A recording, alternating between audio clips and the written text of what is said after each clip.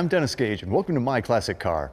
Well, this week we're down in Jupiter, Florida to check out Larry Wilson's really amazing collection. From American muscle and rod and custom to Euro cars to vintage race cars, there's a little bit of everything. Actually, there's a lot of everything. And virtually every car here has been either created or restored right here in this shop. I tell you, it's enough to make your head spin. So let's get spinning.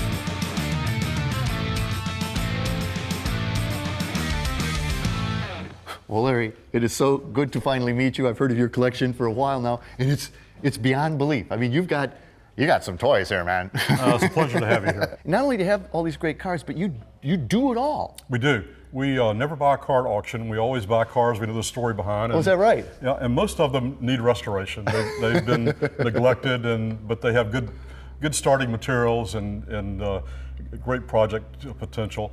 So right now we have about 30 cars we're restoring, so we're booked up for the next 3 years. Like in process? In process, yes. Yeah, so you have like 30 projects going. So this is one of the places where the magic happens, right? Yeah, this is where it all begins. And so we're working on 3 projects here now. What, over here we got a little TVR, right? Right, it's a 1972 2500M TVR. This thing's gonna be a screamer. It is. It'll be a lot of fun. It'll be lightweight with good horsepower and good torque and very good handling. So it'll be a fun car. And that's what you like, things that go fast and handle well. I do. Yeah, you do. I enjoy performance. and so I mean, this is some pretty amazing stuff. This is a recreation of the Porsche 804, and Porsche only made 4 Grand Prix cars in their entire history, and they were built in 1962.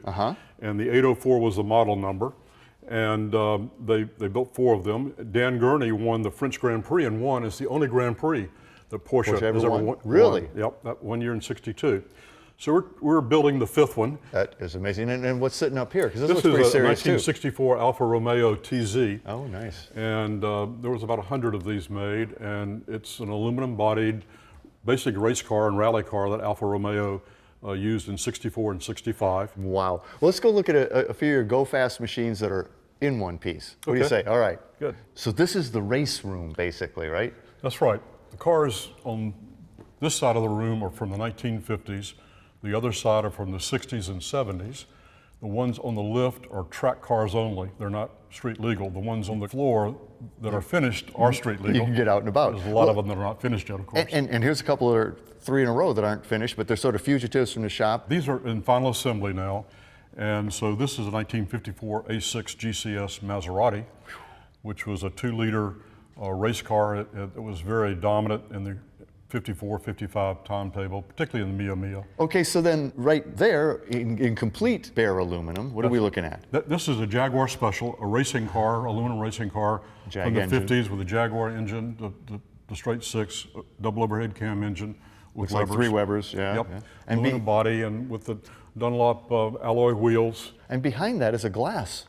That's a 1959 Devon, and that body has never been used, so we built a tube frame for it, and we found a Maserati engine we're going to be installing in it. So hopefully next year this will be on the road and come back and visit, take a drive. Well, and here's, the rest of this room is ones that are largely finished. Yeah, most of these cars are finished. There's several still in restoration here. Most all of them have race history or rally history. And we've tried to bring them back in the period colors and trim. They were, right? And specifications as they were. But what, that, you got a C-type, a D-type Jag back there, you got Porsches, there's a Bugatti, you have everything here. There's quite a diversity of cars. Okay, well, what do you say we go look at another room? This is race, let's go look at Euro. Okay, this is European street cars. And on one side we have German cars, on the other side we have British and Italian cars. See, I mean, obviously you like Porsche, you got a dozen or so on the German side, about 4 Mercedes. But over here, you got Maseratis, Alphas, and then you get British, you got Elan, you got Jag, you got Austin Healey, Bentley, little Bug-Eye Sprite, a Moke, a Mini Moke. A Morgan three-wheeler. Morgan three-wheeler, I always love those things. Some Ferraris up at this end. Of course. Well, okay, race, Euro, but you're also a muscle rod and custom guy. I do. I like American cars as well as European cars. Let's go American. Okay. Most of the cars are stock specifications, but we do have some hot rods here. And these are all cars I found interesting and as a kid admired and always wanted to have, and finally was able to accumulate them over the last few years. Well, GTO, GT Hawk, Studebaker, Hemi Chrysler, Nomad. It's just your tastes are all over the map, and I respect that. Well, I think it's really cool you let me pick out a couple cars today, and I went American, and you got this 49 Lincoln Cosmopolitan, which I just love, and you don't see many of them. And then you got a great hot rod. What do you say we get up close and personal with a couple of them? Let's go do it. All right, man. So here it is, Larry, a 49 Lincoln Cosmopolitan. I love these cars. You don't see them. You don't. It's a wonderful design. And actually, I got this because of my wife kept mentioning we didn't have a 4-door car.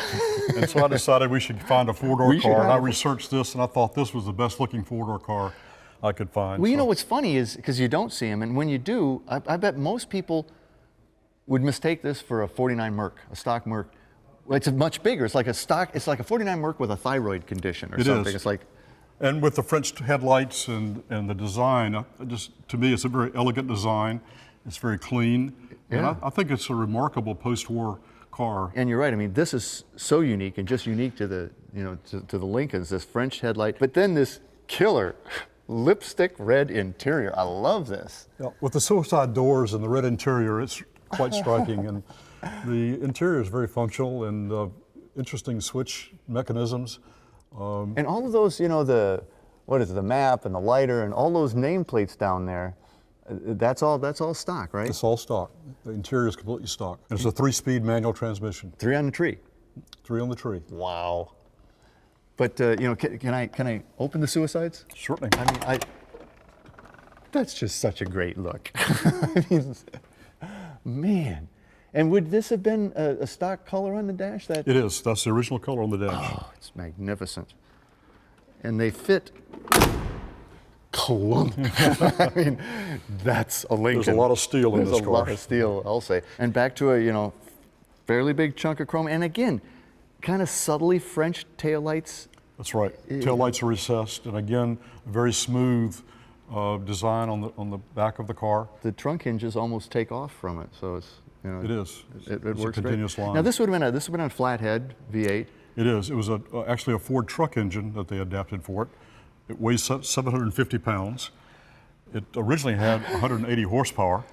Because I decided to put air conditioning in the car. You needed to beef it up a little? We did. So let's go see what you did. Okay. Oh yeah, that's dressed up a bit. Well, to get the horsepower from 180 to 240, we had some special aluminum heads made that raises the compression, and we had better exhaust system.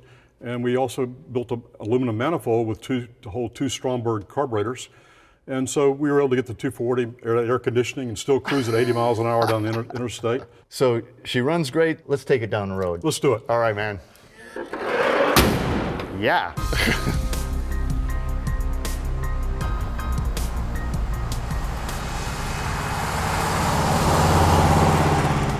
Oh, I really like this car. I really. This is a car you need. I didn't know it is. I do need one of these. There you go. I'm a Lincoln guy. It's your cruising car. Wow. Yeah. That distinctive flathead sound.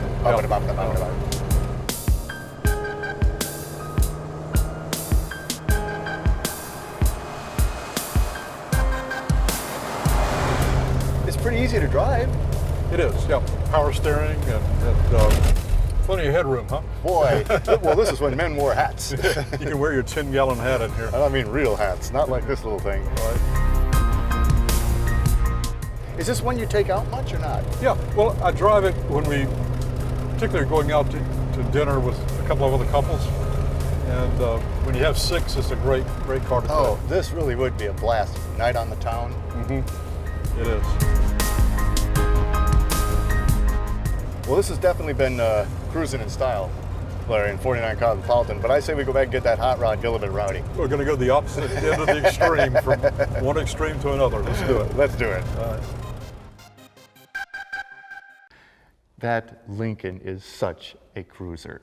What a tank. I love that car.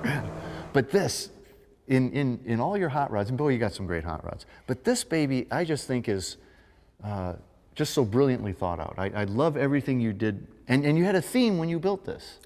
We did. You know, what I envisioned was a GI coming back from World War II that had been stationed for a while in England, saw the Jaguars and the Aston Martins and the MGs, and really wanted one, couldn't bring one back, and decided to build one out of scrap Ford parts. And so that's what we did.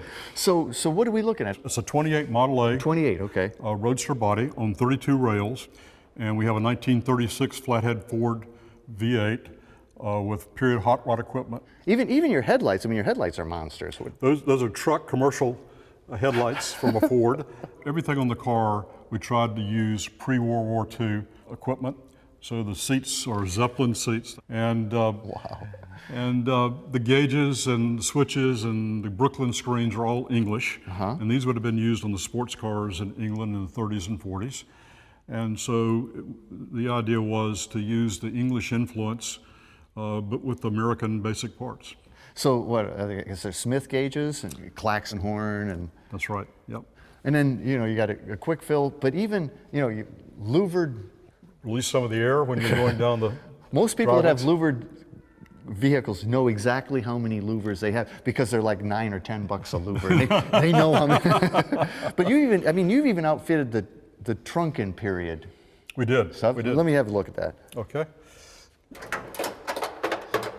Tried to envision how a trunk would look in the 40s using 1930s type equipment. So everything from a toolbox from that era, made from 2 license plates with 2 boards on each end, And a a canteen. canteen, and water bottles for the radiator should it overheat, and the spares and fuel pump and spare oil and jack and all the things normally would be in the trunk. So again, I mean, you think of everything. And I noticed earlier it's got the strangest tailpipe setup. These are English, called fishtails. Yeah. And they're cast aluminum, and they use these rather than mufflers to go in the tailpipes to reduce the noise. How much does it muffle it? Enough, but not too much. Well, I know you've done some cool stuff in the engine. Let's pop the top off that and have a look. Okay. I got it. That's a little bit heavier than it looks. All right, so wow, another beautiful flathead.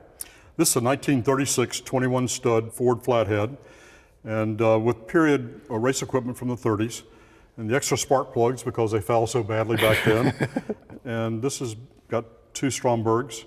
With the Edmunds. Edmunds from that period, Yeah, man. and the carburetors, and it's got an improved camshaft and the normal speed equipment from that era. So well thought out, again with a theme. And this baby rides and drives just fine too? Let's try it out and see. Let's just find that out. Right. Here we go.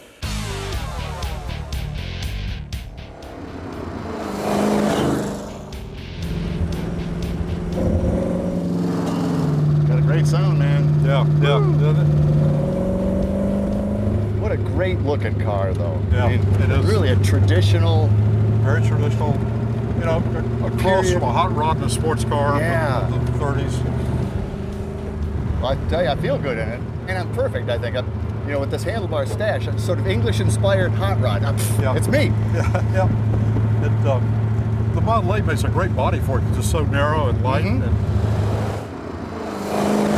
it's got a good power to weight ratio. It doesn't weigh too much. Not a lot of power, but not much weight. What's the transmission in this? It's a T10 4-speed.